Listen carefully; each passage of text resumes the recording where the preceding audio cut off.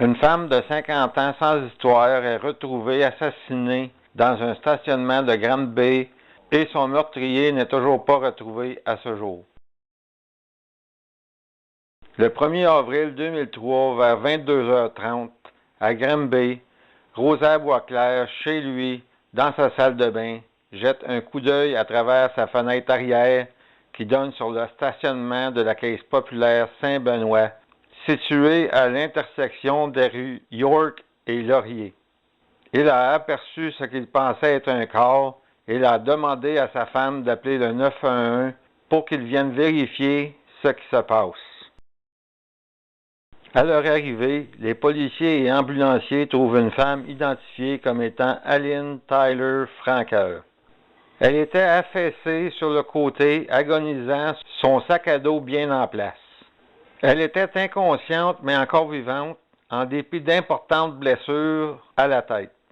La victime est transportée au centre hospitalier de Granby, où son décès a été constaté peu de temps après son arrivée. L'autopsie démontre que la victime a été battue à mort et a reçu plusieurs coups d'un objet contondant à la tête. La montre qui était toujours à son poignet s'est arrêtée à 22h19, sûrement l'heure où elle a été attaquée. Madame Taylor Franqueur était une assistée sociale qui venait tout juste d'avoir 50 ans. Elle était une personne menue et frêle qui se déplaçait toujours à pied et qui aimait le grand air. Elle avait un fils et vivait seule dans un petit logement sur la rue Robinson Sud. Madame Taylor Franqueur était toujours joyeuse, elle aimait bien le bingo, la marche et aimait aussi écrire. C'était une personne tranquille et sans histoire. Nous savons que cette journée-là, le mardi 1er avril, Aline Taylor Franqueur est allée payer son loyer chez son propriétaire.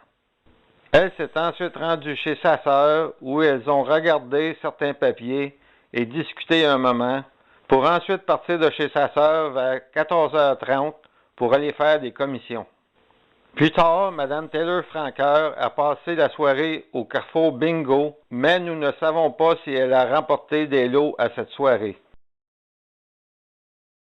Même si elle était consciente des dangers de marcher tard dans la rue, Aline aimait mieux marcher que de se faire conduire.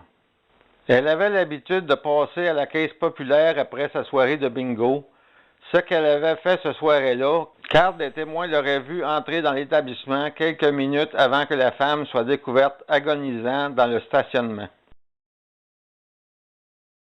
Les policiers n'ont pas dévoilé si Mme Taylor Franqueur avait retiré de l'argent de son compte, mais le mobile du vol est le plus probable selon eux.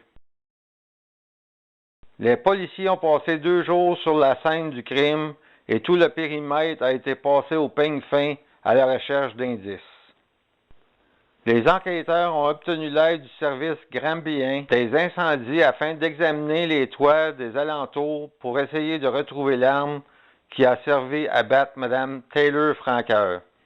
Ils ont interrogé les employés du Carrefour Bingo et les proches de la victime. Des policiers ont cogné aux portes des citoyens vivant sur le trajet qu'aurait pu emprunter la victime ce soir-là, à la recherche de témoins qui auraient peut-être vu la femme en route vers la Caisse populaire. Mme Aline Taylor Franqueur, cette femme fragile et délicate de 50 ans, n'a eu aucune chance face à son agresseur qui voulait la voler.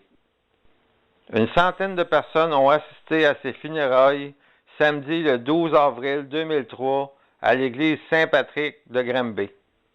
Le responsable de ce crime brutal n'a jamais été retrouvé pour répondre de ses actes. Toute information pouvant aider à résoudre ce crime peut être communiquée à la centrale de l'information criminelle de la Sûreté du Québec au 1-800-659-4264.